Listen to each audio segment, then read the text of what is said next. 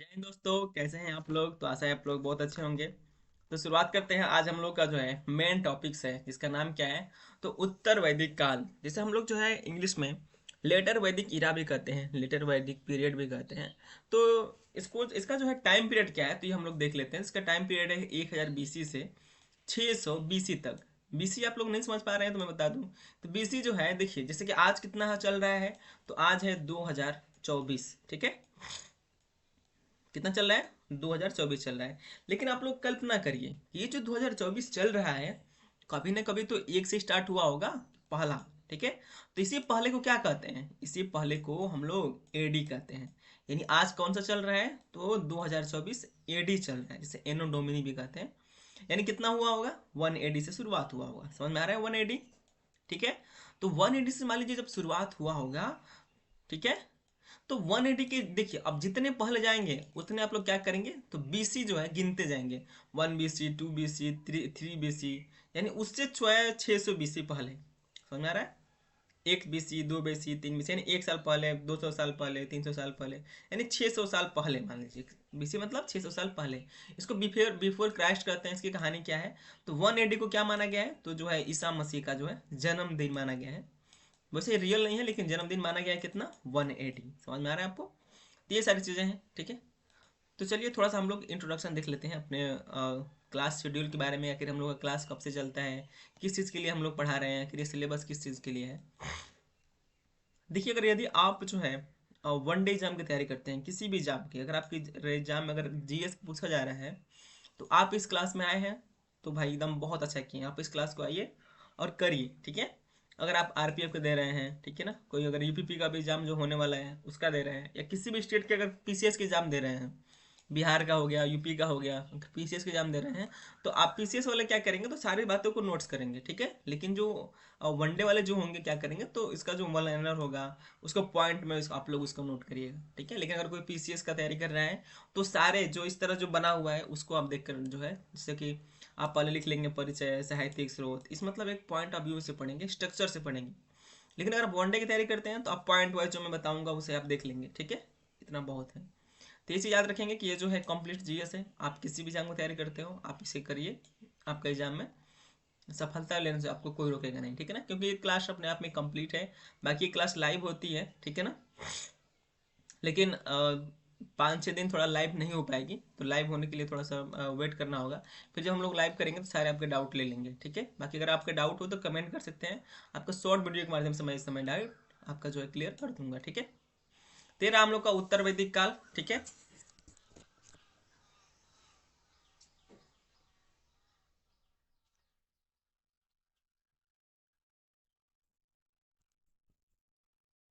ठीक है, उत्तर वैदिक काल। तो उत्तर वैदिक काल के यहाँ से आप लोग टाइम पीरियड याद कर लेंगे कितना है, तो 1000 BC से 600 BC तक, यानी जो है 180 से लेकर जो है कितना, 1000 साल पहले, और 600 BC तक, ठीक है। तो इसका हम देखिए हम लोग कैसे कैसे पढ़ेंगे, तो इसका भी हम लोग देखेंगे।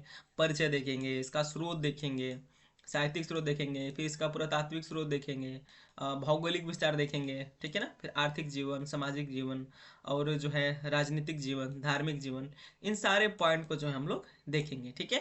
और ये सारे पॉइंट आपको एक ही क्लास में आज ही जो है इसको कंप्लीट करा दी जाएगी, भले ही क्लास ये 1 घंटे का क्यों ना हो, ठीक है। लेकिन आज आपका लेटर वैदिक पीरियड कंप्लीट हो जाएगा, ठीक है। तो इसके पहले हम लोगों ने क्या क्या पढ़ लिया आपको पता होना चाहिए। अगर इस चैनल पर आप लोग नए हैं तो आपको पता नहीं होगा, अगर इस लेक्चर में डायरेक्ट आए हैं तो देखिए, हम लोग हिस्ट्री की शुरुआत कर चुके हैं, कम से कम 10 या 15 दिन हो चुके हैं। आप हिस्ट्री की जो है आकर आप क्लास ज्वाइन करिए, ठीक है।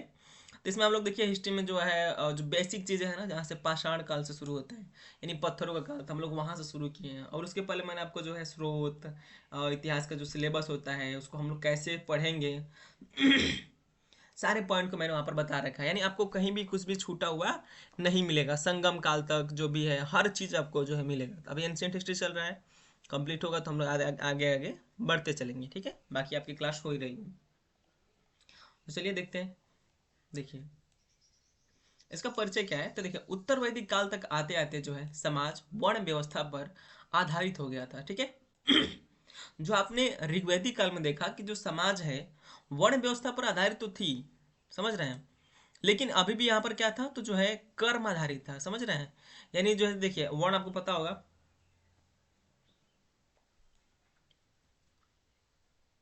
सॉरी, देखिए वर्ण वर्ण व्यवस्था को पता होगा कि जो है माना जाता है कि जैसे कि जो ब्रह्मा है, तो ब्रह्मा से जो है मतलब चार प्रकार के वर्ण निकले हैं, किसके, ब्रह्मा से, ठीक है।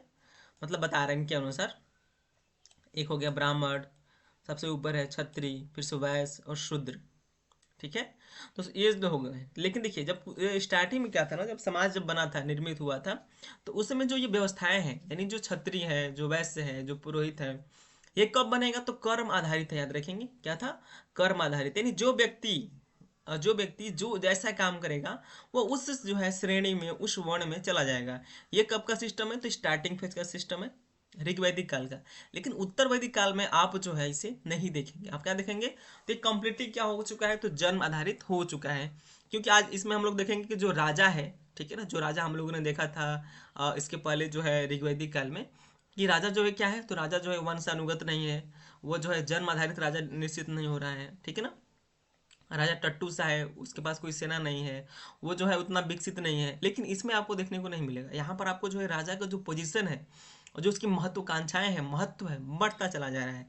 और बढ़ते बढ़ते क्या करेंगे वो लोग, अपना जो स्थान है वो फिक्स कर लेंगे, यानी अब उन्हीं के बेटे जो हैं क्या बनेंगे, तो राजकुमार बनेंगे। आप राजा नहीं बन सकते हैं। नहीं तो इसके पहले हम लोगों ने ऋग्वेद में देखा कि कैसे जो है राजा कौन होता था, तो एक बलशाली आदमी होता था जिसके पास जो है पावर होती थी, थोड़ा सा अपना बॉडी से तगड़ा होता था।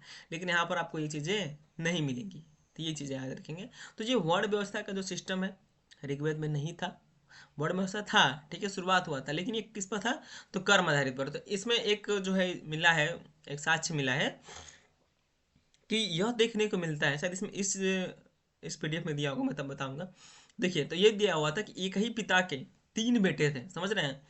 और तीनों बेटे जो है कभी जो है शाम को जो है ब्राह्मण हो जाते हैं, दोपहर में क्षत्रिय हो जाते हैं, और सुबह में शूद्र टाइप का, मतलब ऐसा दिया हुआ है। कहने का मतलब यह है कि जो वह व्यक्ति जब हल चलाता है, तो भाई चलिए वो शूद्र है, वो अपना काम कर रहे हैं, ठीक है। जो घर का काम कर रहा है तो उसे जो है शूद्र मान लिया गया। कहीं अगर युद्ध लड़ने में चला गया तो उसे क्षत्रिय मान लिया गया।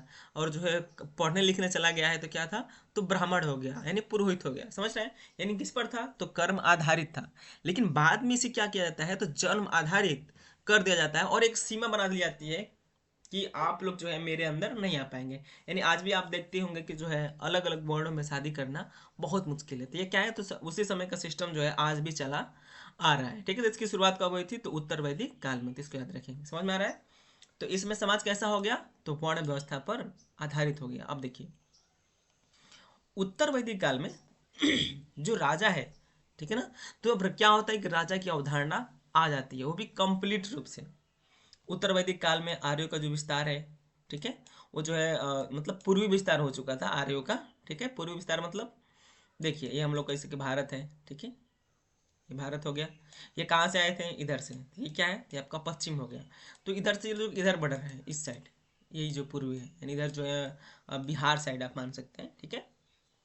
तो उत्तर वैदिक काल में आर्यों का विस्तार कहाँ हो चुका था, तो पूर्वी विस्तार हो चुका था, गंडक नदी तक और विंध्याचल पर्वत तक। देखिए तो आपको विंध्याचल पर्वत कहाँ मिलेगा, यहाँ मिलेगा। मैंने आपको बताया था कि जो इतना ही क्षेत्र होता है इसको ही आर्यावर्त कहते हैं, यानी इसी क्षेत्र में कौन रहा है, तो आर्य लोग रहे हैं, ठीक है ना। अब देखिए इस समय जो है प्रमुख जो है कृषि व्यवसाय हो गया। यानी अब जो व्यवसाय है, इसके पहले आपको पता होगा कि व्यवसाय का साधन क्या होता था, तो व्यवसाय का जो मुख्य साधन होता था वो होता था पशुपालन। लेकिन उत्तर वैदिक काल में अगर आप एंट्री करेंगे तो यहाँ आपको देखने को मिलेगा इनकी जो व्यवसाय है कृषि हो चुकी है। अब कृषि होने के कारण क्या बदलाव होते हैं, ये समझिए कि जब कृषि होने लगेगा, मान लीजिए कोई निश्चित स्थान पर अगर लोग कृषि करेंगे, तो इसलिए फसल होने में कम से कम 4-5 महीने लगते हैं ना। तो जब यहाँ पर फसल उगने लगेगी तो इसको काटने के लिए लोग वेट करेंगे, तो कहीं ना कहीं ये लोग निवास बनाकर रहेंगे, ठीक है, रहेंगे ना निवास बनाकर, तभी तो इसका वेट करेंगे कि भाई इसका फसल पके। जब फसल पकता था तो भाई इसमें जो समय लगेगा, ठीक है, तो यहाँ पर जो रुक रहे हैं ना धीरे धीरे लोग, तो इनको अब धीरे धीरे क्या मिलेगा, तो जो है स्थायी जीवन, यानी जो इनके जो जीवन शैली है अब वो स्थायित्व की ओर आ रही है। कहाँ पर आ रही है, स्थायित्व की ओर। यानी अब ये लोग जो है अब एक स्थायित्व रहेंगे और एक अपना सर्किल बनाकर ये लोग रहेंगे। तो समझ में आ रहा है आपको, ये चीज दी गई थी। अब युद्ध का कारण जो है भूमि बन गया था। इसके पहले आपको पता होगा कि जो है ऋग्वैदिक काल में हम लोगों ने देखा कि इसका जो है मुख्य युद्ध का मुख्य कारण क्या होता था? तो पशुपालन होता था। आपने सुना होगा, मैंने बताया था आपको कि जो है जो पढ़ी नामक जो व्यक्ति होते थे इंडस वैली के लोग, मतलब ऐसा साक्ष्य मिला है। तो जो पढ़ी नाम के होते थे क्या करते थे? तो गाय चुराने आते थे, ठीक है ना, पशु चुराने आते थे। लेकिन यहाँ पर आपको पशु चुराने वाली कहानी नहीं मिलेगी। कहाँ पर? तो यहाँ पर, ठीक है ना, जो है उत्तर वैदिक काल में। यहाँ पर अब क्यों लड़ाई हो रही है? जमीन के लिए। जमीन, समझ रहे हैं? भूमि। भाई इतनी भूमि मेरी है, इसमें आप नहीं आ सकते। अपने भूमि कहानी आप सब लोग जानते हैं। नहीं, कारण क्या बन गया अब उत्तर वैदिक काल में? तो भूमि बन गया, ठीक है। यहाँ पर नियमित कर प्रणाली आरंभ होगी। अब देखिए जो कर प्रणाली क्या है, जो टैक्स है, जो ऋग्वैदिक काल में जो हम लोगों ने देखा कि जो टैक्स है, जो बलि नामक टैक्स है। कौन सा? बलि। जो बलि नामक जो टैक्स था, जो अनिवार्य नहीं था, ठीक है, अनिवार्य नहीं था कि हर जनता उसको देगी, लेकिन जरूरी था कि हाँ चलो देंगे, नहीं तो फिर एक जो है मुखिया, जो हम लोग का जो राजा बना हुआ है, उसका घर कैसे चलेगा? क्योंकि भाई वो व्यक्ति तो दिन रात युद्ध में लगा रहता है, अपना बॉडी बनाता है, अपने युद्ध के लिए सामग्रियाँ इकट्ठा करता है। तो भाई उसको भी, उसकी भी तो फैमिली होगी, उसको भी चलाने के लिए कुछ चाहिए। तो ये जो बलि नाम का जो टैक्स है, बलि में कोई पैसा नहीं दिया जाता था। कुछ जरूरी वस्तु में जो ये लोग खाते हैं वो लोग इसको भी दे देंगे। जैसे मान लीजिए कुछ फ्रूट हो गया, कुछ सब्जियां हो गई, तो जाकर इसको दे देंगे। जो राजा था, टट्टू वाला राजा, समझ रहे हैं? जो मैंने आपको बताया था पिछले क्लास में, हम नहीं देखेंगे, जाकर देख लेंगे। लेकिन यहाँ पर जो बलि नामक जो टैक्स है, जो बलि नामक टैक्स है, इसको कंपल्सरी कर दिया गया कि इसको हर व्यक्ति को देना है। समझ रहे हैं? तो ये चीज आप याद रखेंगे यहाँ से। यहाँ पर इंद्र से हटकर प्रजापति मुख्य प्रमुख देवता हो गए। प्रजापति मतलब जो ब्रह्मा, ब्रह्मा की जो बात होती है। प्रजापति क्यों हो गया? क्योंकि प्रजापति क्या है? ते उपज के देवता है, ठीक है ना, क्योंकि ये तो वर्षा के देवता थे। तब वर्षा से लोग मतलब नहीं है, तब प्रजापति से मतलब है कि ये लोग क्या करेंगे तो अब ज्यादा उपज होगा, ठीक है। यानी समृद्धि के देवता कौन है? तो प्रजापति, याद रखेंगे। उत्तर वैदिक काल में केवल सभा एवं समिति का प्रचलन मिलता है। यानी वहां पर जो विदत थी, अन्य जो संस्थाएं थी, जो ऋग्वैदिक काल में मिलता है, वो चीजें खत्म आपको मिलेंगी। और यहाँ पर क्या मिलेंगी? तो सभा एवं समिति की जानकारी मिलती है। याद रखेंगे ये बातें। कुछ स्रोत में दिया हुआ है, कुछ साहित्यिक स्रोत क्या है इसको आप देख लेंगे। तो साहित्यिक स्रोत में जो है 3 अन्य वेद यहाँ पर दिया हुआ है, आरण्यक है, उपनिषद है, ठीक है, यहाँ से जानकारी मिलती है, ठीक है। 3 अन्य वेद का मतलब, इसके पहले जो हम लोगों ने देखा, तो ऋग्वैदिक काल किस पर आधारित है? ऋग्वैदिक काल। तो ऋग्वैदिक काल जो आधारित है, पूर्णतः जो है ऋग्वेद पर आधारित है। किस पर? ऋग्वेद पर। लेकिन आपको यहाँ पर देखने को मिलेगा उत्तर वैदिक काल में, भाई चलिए ऋग्वेद तो था ही, ऋग्वेद के बाद जो 3 अन्य वेद हैं, जैसे कि 3 वेद कौन है? जो सामवेद हो गया, यजुर्वेद हो गया और अथर्ववेद, यानी 3 और वेदों को इसमें ऐड कर लिया गया साहित्य स्रोत में। यानी 3 वेदों का और क्या हुआ यहाँ पर? तो आपका यहाँ पर जो है मतलब संकलन मिलता है, ठीक है। याद रखेंगे। अब यहाँ से 4 और वेद हो गए। 3 अन्य वेद यानी एक जो थे वो उसको भी मिला लेंगे। जो सबसे पुराना है ऋग्वेद, फिर एक और जो 3 है सामवेद, यजुर्वेद और अथर्ववेद, याद रखेंगे। आरण्यक होते हैं, ऐसे ही कुछ किताबें होती हैं। फिर उपनिषद, आपको पता होगा कि उपनिषद जो है जिससे महात्मा बुद्ध जो है एंट्री किए थे, इसी को जो है केंद्र बनाकर उपनिषद को ही, ठीक है ना। पुरातात्विक में देखेंगे तो जो है लोहे के जो खोज हुई है, तो यहाँ से वो चीज़ें मिली है, कुछ औजार मिले हैं। लेकिन एक एक इम्पोर्टेंट चीज़ है जो आपसे एग्जाम में पूछता है कि उत्तर प्रदेश का जो एटा जिला है, क्या जिला है? एटा। एटा जिला की जो अतरंजी खेड़ा जेखेरा नामक जो है 2 स्थान से प्राचीनतम प्रमाण मिले हैं, ठीक है। यह आप याद रखेंगे कि ये एग्जाम में पूछता है, ठीक है ना। नवीनतम खोजों में जो है वाराणसी के पास जो है राजा नाल के किले, क्या नाम है? राजा नाल के किले। अगर इसको नहीं देखेंगे तो आप लोग जाकर देखिएगा। राजा नाल के किले से प्राप्त हुई है। यानी दो जो है, 2 आपके ऑप्शन है जो बहुत इंपॉर्टेंट है, तो आप इसको देख लेंगे, ठीक है ना। नेक्स्ट है आर्थिक परिवर्तन, ठीक है। इसका हमको लग रहा है ना कि चलिए इसका इंट्रोडक्शन तो आप लोग समझ लिए होंगे, तो इसमें बहुत कुछ है नहीं, थोड़ा सा बचा हुआ है। तो इसको जो है हम लोग आर्थिक परिवर्तन, ठीक है, क्योंकि आर्थिक परिवर्तन बताएंगे तभी आपको सामाजिक समझ में आएगा, और सामाजिक समझेंगे, आर्थिक समझेंगे, तभी राजनीतिक समझेंगे। तो ये जो परिवर्तन है आपको जो है कल वाले क्लास में मिल जाएगा। और कल जो है ये उत्तर वैदिक का जो हम लोग का जो काल है वो कंप्लीट हो जाएगा, ठीक है ना।